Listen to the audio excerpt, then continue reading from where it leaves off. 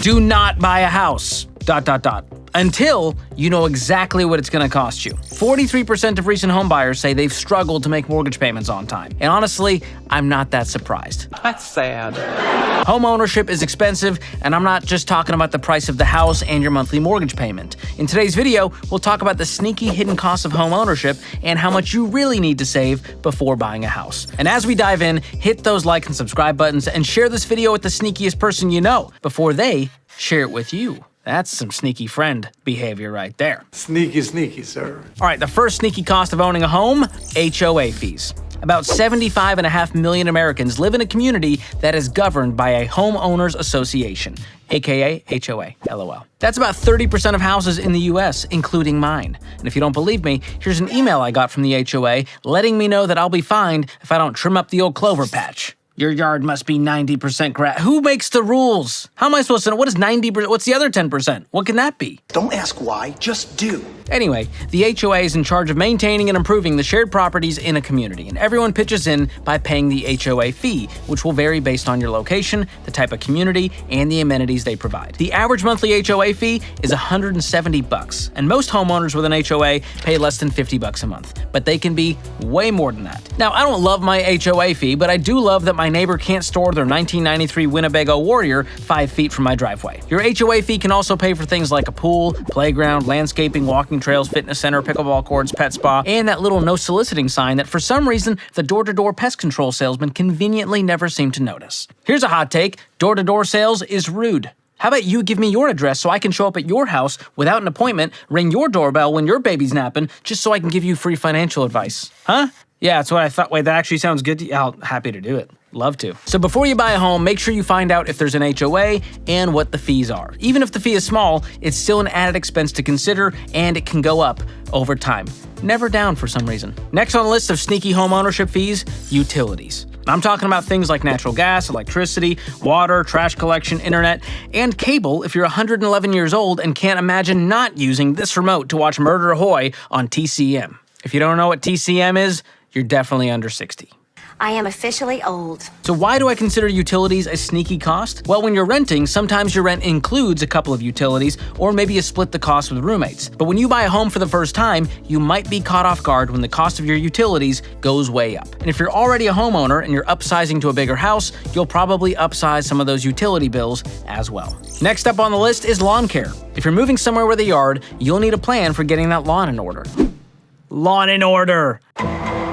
Okay, go with me here. This dad goes around town cleaning up the weed. No more clover patches on his watch. HGTV, call me. Let's talk pitches. Oh, no thanks. We're good.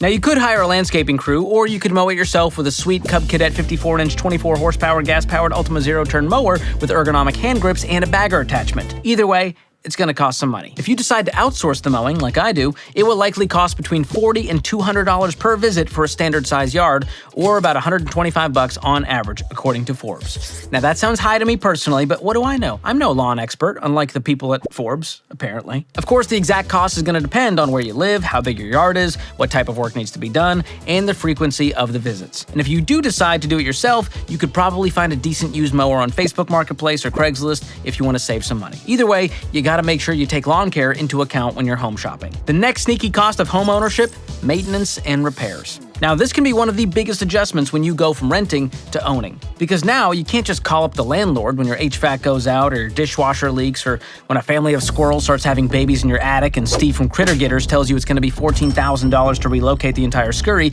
because they can find their way back to your house even if you drop them off in a field 15 miles away. These squirrels are good. I'd need Google Maps to find my way home 15 miles away. You'd find me in that field 15 miles away. I'd be kissing a volleyball at that point. So make sure you're prepared to pay for unexpected repairs and maintenance. A great way to do this is to keep a line item in your budget for regular home maintenance. For example, my HVAC just went out, and it was so nice to look at our every dollar budget and know that we had the money in our maintenance sinking fund. So if you want to learn more about that, you want to check out Every Dollar for free, I'll drop a link in the description below. And by the way, if the maintenance and repair is a big expense, don't feel bad about dipping into that emergency fund if it's a true emergency. That's what it's there for. Next up on our list is property taxes. Yes, most people know about these and they're usually included in your monthly mortgage payment, but I'm considering this one sneaky for a couple of reasons. Number one, your property taxes taxes can increase over time. And if they increase a lot, it could make your monthly mortgage payment very high. So if you can barely afford the mortgage right now, you could be one property tax hike away from being in a real bind. I mean, hypothetically,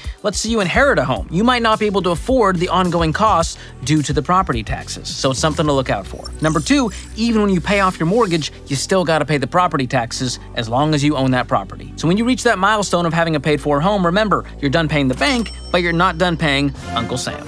Next on our list, homeowners insurance. The average annual cost of U.S. homeowners insurance is $2,728, or $227 per month. Now again, like property taxes, this is usually included in your mortgage through escrow, but much like property taxes, it can go up over time. According to data from the Bureau of Labor Statistics, the National Producer Price Index for homeowners insurance premiums has gone up 11.5% since 2022. And this is another one of those things you'll have to pay for even after you pay off the mortgage. All right, last but not least on our list of sneaky expenses is PMI, or private mortgage insurance. This is something you'll pay if your down payment is less than 20% of the home's value on a conventional loan. Mortgage insurance protects the lender, not you, in case you stop making payments on your loan. So it's basically a riskier borrower fee that gets added to your monthly mortgage payment. So make sure you take this into account before you buy a home. And know that you don't have to pay PMI forever. You just have to get that loan to value ratio below 80%. Then you can contact your mortgage folks and say, hey, get rid of the PMI. I'm done with it.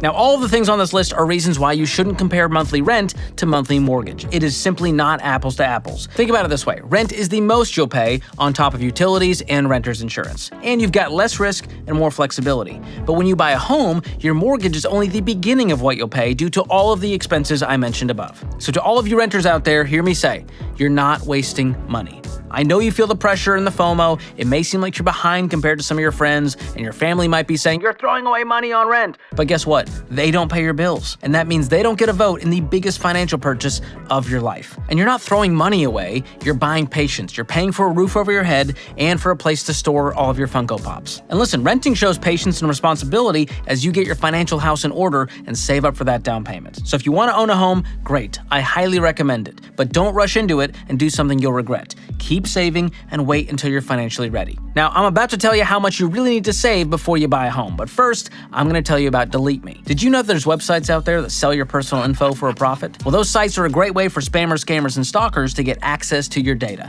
and all they got to do is pay for it. But Delete Me finds and removes your info from hundreds of these data broker sites, and they send you a report detailing what they deleted from where and how much time they saved you. I use Delete Me personally for my family, and I love it. So help protect yourself from the risks of online scams and data breaches with Delete Me. And right now, they're giving George Kamel fans 20% off if you go to joindeleteme.com/George. That's joindeleteme.com/George, or click the link in the description below. And before I tell you how much to save, let's talk about where you can save it to earn some sweet interest. If you're saving for a down payment on a house, that is a good chunk of money that should not be sitting in a checking or a dumb old savings account. It should be working for you. And for that, I recommend a high-yield savings account like the one offered by Laurel, one of the sponsors of today's video. And right now, your account balance earns 4.8% APY. Plus, there's no minimum balance required to open an account, your deposits are FDIC insured, and there's no hidden fees. If you want to learn more, go to laurelroad.com/George or click the link in the description. Okay, so how much do you really need to save before you buy a home? Well, for starters, you should be completely consumer debt-free and have an emergency fund of 3 to 6 months of expenses. Why? Well, because your dream of home ownership can quickly become a nightmare if you don't have your money in order, especially if squirrels start reproducing in the attic. Baby squirrel, do, baby squirrel, do. Stuck in your head all day long, you're welcome. How could you do this to me? Once you're debt-free with the emergency fund, now we can save up for that down payment. Now, I recommend 20% or more to avoid that PMI that I mentioned earlier. But before you get your acorns in a cluster, 5 to 10% down is okay if you're a first-time home buyer. Beyond the down payment, you still got to save up for closing costs, which will probably add 3 or 4% to the home sale price. And don't forget moving expenses, which on average cost around $1,700 unless you bribe your friends with Papa John's to help you move your Funko Pop collection for free. In that case, it would cost you roughly the price of 3 extra large stuffed crust pepperoni pizzas, which can vary based on location and availability of seasonal promotions. Save money on moving, lose some friends. I call it a win. Why do you hate us? Higher movers, by the way, guys. You're 22, moving your first apartment. You got one couch, that's cute. Have the girlies help out. You're 34, Brandon. You have a job. You have a 401k. Save up $1,000, my guy. You can't tell me how to live my life.